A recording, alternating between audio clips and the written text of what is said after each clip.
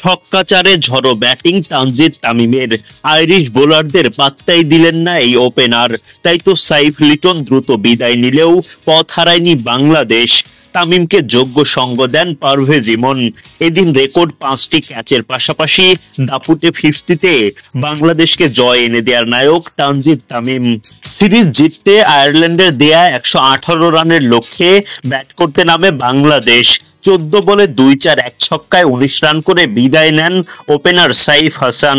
অধিনায়ক লিটন দাস 7 বলে উইকেটে টিকে থেকে 6 রানের বেশি করতে পারেননি।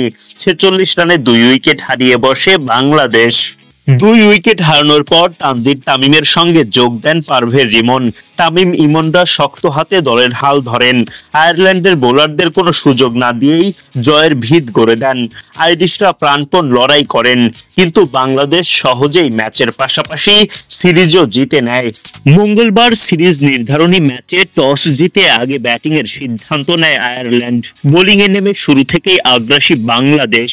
তবে ছেড়ে কথা বলেননি আইরিশ ব্যাটাররাও। ফলে আয়ারল্যান্ড যেমন রান তুলতে থাকে, বাংলাদেশও পায় উইকেটের দেখা। ইনিংসের চতুর্থ ওভারে প্রথম আঘাত শরীফুল ইসলামের। টিম টেক্টরের স্টাম্প উপড়ে ফেলেন এই বাঁহাতি পেসার। একাদশে ফিরে দলকে এনে দেন উইকেট। 38 রানে প্রথম উইকেট হারায় আয়ারল্যান্ড। টিম ফিরে যান 10 বলে 17 রান করে। হ্যারি টেক্টর উইকেট হারান মুস্তাফিজুর রহমানের বলে। ইনসাইড এজ হয়ে বলে স্টাম্পের দিকে গেলে কিক করার চেষ্টা করেন টেক্টর, কিন্তু ব্যর্থ হন তিনি। বল আঘাত করে স্টাম্পে। উইকেট হারান এই ব্যাটার। স্পিনার শেখ মেহেদীর বোলিংয়ে তৃতীয় উইকেটের দেখা পায় বাংলাদেশ। লরকান টাকারকে এলবিডব্লিউর ফাঁদে ফেলে আবেদন করেন, কিন্তু ফিল্ড আম্পায়ার সাড়া দেননি। এরপর রিভিউ নিয়ে সাফল্য পায় বাংলাদেশ। 51 রানে গিয়ে 3 নম্বর উইকেট তোলে টাইগাররা।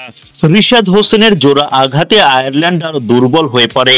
কার্টিস ক্যাম্পারের পর পল স্টার্লিং এর উইকেটও তুলে নেন এই টাইগার স্পিনার। 12 ওভার শেষে 74 রান তুলতেই 5 উইকেট হারায় আয়ারল্যান্ড। রিশাদ তুলে নেন নিজের 3 নম্বর উইকেটটাও। 4 ওভারে মাত্র 21 রান খরচায় 3 উইকেট শিকার করেন রিশাদ। টাইগার বোলারদের নিয়মিত চাপের ফলে মাঝারি মানের পুঁজিতেই আটকে যায় আয়ারল্যান্ড।